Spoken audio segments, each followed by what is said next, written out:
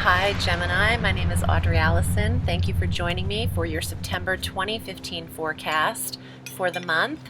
And thank you for subscribing and liking and sharing these videos. I have a personal goal that I'm trying to obtain on YouTube, and I would really appreciate you subscribing to me if you have not done so and you like these videos. Also, I want to thank you for your patience in booking with me. I've been traveling in August to New York, New Jersey, and Vegas, and you've been very patient with the time changes and the time zones. So thank you also for choosing me to read for you, because I love doing this so much. Let's get to the month, because this is a firecracker month. We have a lot going on. We have a Mercury retrograde, your ruling planet, and we have two eclipse energies around this retrograde. So on the 6th of September, Venus will go direct at 14 degrees of Leo, Venus being the planet of love and money and beauty, is still in Leo, will remain so until the 8th of October. So this is your third house of communications, the house of the siblings, the house of the vehicle, the house of the neighborhood, local travel. Venus is bringing you maybe opportunity to see some places or find areas in your local area that are very beautiful that you didn't really notice before. Now that she's direct, you had a review process maybe with your relationship with siblings over the last 3 to 4 weeks, actually 4 to 5 weeks. But I feel like with her direct, her retrograde really isn't a huge detrimental transit, or aspect. She's direct, and she's able to do what she does best, the smoothing over of the area that she touches. And this is the third house of how you are coming across to others, how you're communicating, and your communication style will be with others. So that's just a positive placement for you. People are drawn to your every word. When with Venus, it's almost like what you say is very attractive, and people could get lost in your wording at this time, Gemini. On the 13th of September, we have our new moon partial solar eclipse at 20 degrees of Virgo in your fourth house of home. Having an eclipse, the new moon, it's not just the regular new moon, because eclipse energy is very large. It's a portal. It's a relationship between the sun, the moon, and the earth. It's a time where things can be visible and visibly seen. The new moon's a good time to set your intentions, but I wouldn't recommend a lot of magic, if those of you who practice candle work and things like that, on an eclipse, because it could get a little wiry. But there could be something new being brought into the environment, or the idea now of moving or relocating. And since eclipse energy doesn't just happen on that same day, this could be a 6-month period where you see that this change is implemented. On the 17th, we have a couple things happening I wanted to discuss. The first being Mercury, your ruling planet, retrograding at 15 degrees of Libra in your 5th house of children, of creative endeavors, of passion, of true love. This is just a time for review, revise, rewrite, analyze. It's not a time for direct action. Watch the wording, the communication style with the people that you are in a relationship with. If you're dating, it's not a marriage sector, but it is the love sector. So watch how you're expressing your love. Watch your tone with a Mercury retrograde too. And just the normal, since Mercury is your ruling planet, the equipment, the large items, the car, the computer, the cell phone, the technical devices can go on the glitch, go on the fritz. And there could be glitches with things that you might need to repair throughout that period. Mercury will be retrograde from the 17th through the 9th of October. We also have Jupiter stationed in that 4th house where the new moon partial solar eclipse occurs. He's in opposition directly across from Neptune in Pisces on that day in your career sector. And what this could mean is Jupiter wanting you to expand yourself in the 4th house of home, expand the home, against Neptune in the career, a little bit of a delusional placement. Neptune is seeing things with rose-colored glasses, and you might have some delusions of grandeur in the area, maybe deciding whether or not to work from home or work out in the career. Do I take the career into the home? I wouldn't make a decision on the 17th. I actually wouldn't make a lot of concrete, solid decisions throughout September. There's a lot of nebulous energy, but you could find on that day there's a little bit of weighing the pros and cons, and there's an opposition there for you between those two sectors. Also, the 4th house of the mother opposing the 10th house of the father. The mother figure and the father figure. The mother wanting to expand her environment, the father maybe drinking, using something. Neptune likes the cocktails, likes diluted energy. There could be an opposition between the role of the mother and father in your life. Now, on the 17th as well, Saturn makes his exit out of Scorpio, where he's been for 2.5 years, and he enters Sagittarius, and he'll remain there through December 31st of 2017. So this is a 2.5-year stay for him there in your 7th house of marriage, in your 7th house of business partners, the house of the others. And what Saturn can do in a positive way, when we think of Saturn, it's immediately, oh, control, restriction. Yes, but he is grounding. He's establishing a foundation. He's planting roots. Saturn is focus. He's alignment in your marriage. And for those of you who aren't married, this is a great aspect because you could meet this partner at this time. Saturn wants to spend the next 2.5 years really calculating the best fit for the 7th house, for your soulmate energy. And for those of you already in marriages, you will be rooted with this partner, because when he leaves here, by the end of this 2.5 years, if you make it through that period of time, which I think you really will, with Saturn really trying to go deep between the two of you, you won't see him again in the sector for 30 years. So you're in the clear then. He won't make it back there for 27 to 30 years. He could also ground a great business relationship, business partnership at this time for those of you who aren't in relationship and really aren't concerned with that right now.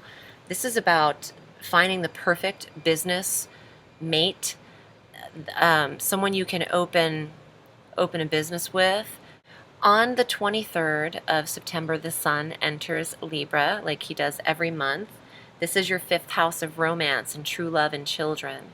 So it's a beautiful time. The Sun is the life force, and where he goes, we follow. That's where the energy is. So you're really, you could have luck gambling with the Sun in the 5th, depending on your personal charts. If there's anything aspected there, I would have to take a look at that. But the Sun in the 5th is also a beautiful time for romance, great time for creative endeavors, entrepreneurial endeavors, businesses that you've created from scratch, your own babies, and just a great time with your children as well. On the 24th, Mars enters Virgo, the planet of aggression and temper, but also passion and drive and determination, enters this area of the 4th house of home for you, where you have your first new moon eclipse. So there is a dynamic changing in the home environment. Dynamic meaning Mars. And you could find that you are prompted to move over the next 6-month period of time. When the eclipse hits there and then Mars enters it, things could happen very quickly. Mars expedites things, and Mars actually puts a lot of energy in that area that he touches, and this is the 4th house of the home, environment, foundation, and mother. He'll be there for 50 days, and he's conjunct that new moon when he enters there. On the 27th, actually, let me rephrase that. He's not conjunct the new moon because the moon changes signs every 2.5 days or so, but he's conjunct that eclipse energy is what he is. That the eclipse doesn't move, but the moon will be out of that sign of Virgo by the time Mars reaches there. So I just wanted to rephrase that, so I didn't want to confuse anyone. But that eclipse energy will ruminate in that sector, and Mars comes in there and picks that energy up. So I feel a lot of Geminis are considering a move, and it could be expedited within 6 months. On the 27th, we have our full moon total lunar eclipse at 4 degrees of Aries. Now, this is your 11th house where you have all of your friends, your social sector, your clubs and groups and organizations. But it's also your goals and your wishes. And with the full moon, you could have obtained a goal. The full moon is the awareness, the culmination of the lunar cycle. And since it's an eclipse, there is a visible portal. You were able to see something that was hidden that needs to be seen in a magnified way. And it's also energy that can bring closure to a long obtained goal that you could have started 6 months ago, or even 18 months ago when we had stronger eclipse patterns. You could also see an ending to a friendship, a relationship, not a love relationship, but a friendship that's no longer serving you at this time. And that's okay, because friends aren't always supposed to be there through the end. Sometimes they fulfill their obligation and vice versa, and relationships dismantle. But it's about what you want to carry with you. It's how you are choosing who to bring forward and who not. And if you find that people are too negative and not fulfilling their obligation in the friendship, then that's what it is. And you can go forward with your own role and be sure that there will be replenishment in that area for you. Let's get to your cards, Gemmy. I'm excited to see what comes up for you. And if you'd like a personal reading with me, I'm at audreyalison.com. I read all through the week. It's my full-time profession. And I'm also at Audrey Alison Astrology and Tarot on Facebook. So, Gemmy, let's see what comes up for you for September 2015.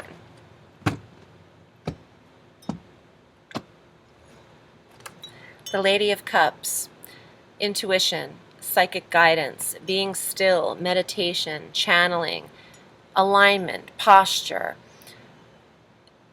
Taking time for yourself and having clarity, not being impeded by too many chemicals or vices. The Wheel of Fortune, luck, abundance. Jupiter in the sign of Virgo, bringing luck in that third house of communications for you. I'm sorry, fourth house of home for you. I'm feeling communications, and I'm trying to see what's affecting you there. Oh, Venus is direct there for you. You know, you could have news, communications coming in about some kind of profit or some kind of luck, some kind of payout, a loan that's processed, or for those of you applying for loans or investments that went through. Let's see what else comes up. The World. Ooh, look at the circles in these cards. Full circle. The World is a super positive card next to the Sun. It's the most enlightened. It does mean all 4 seasons. In all 4 seasons' time, in a year from now, you'll be in a very different place. I feel like Geminis will be absolutely relocating. If you want to, if you're totally in love with your place, it might not apply to you, but there could be even a better offer that comes in. And the King of Cups, self-fulfillment, finding answers within, similar to the Lady of Cups, but just stronger, also a water sign male, Cancer, Scorpio, Pisces energy. There's 2 more cards that came up. The Four of Swords, thought, meditation. There could be a water sign male thinking of you at this time. Remaining still and quiet and not taking too much action right now, but allowing September to give you guidance. September is really not a great time for going forward full speed with any intention that comes through your head. You have some nebulous energy here. It's good to let the review process of the Mercury retrograde work for you. You also have the Lady of Coins. Now, this is a woman who is protecting her health and her wealth, also being outdoors, gardening, getting your gardens together and picking your own flowers, being very in touch with the earth and your own well-being, nurturing yourself, nature, nurture.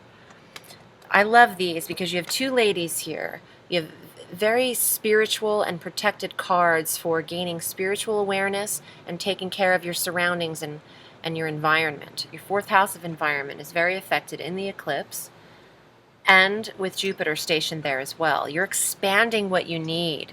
A lot of you Geminis are wanting to grow gardens, expanding the land, but that also means maybe your property might need to expand, getting something else going on as far as your living arrangement. These are huge, successful cards for obtaining the goal of your work with some luck surrounding that. And don't forget, you have everything you need already. Just know that you are provided for. You have to remain a little positive here. And if for those of you who have dealt with a breakup or a water sign male, know that they're thinking of you as well. And maybe that's all the information you really need to know to move forward and away from that relationship. Just know they're thinking of you. I'm wishing you all the luck in the world, Gemmy, and I hope you have a beautiful September, and I'll see you next month. Have a sweet day.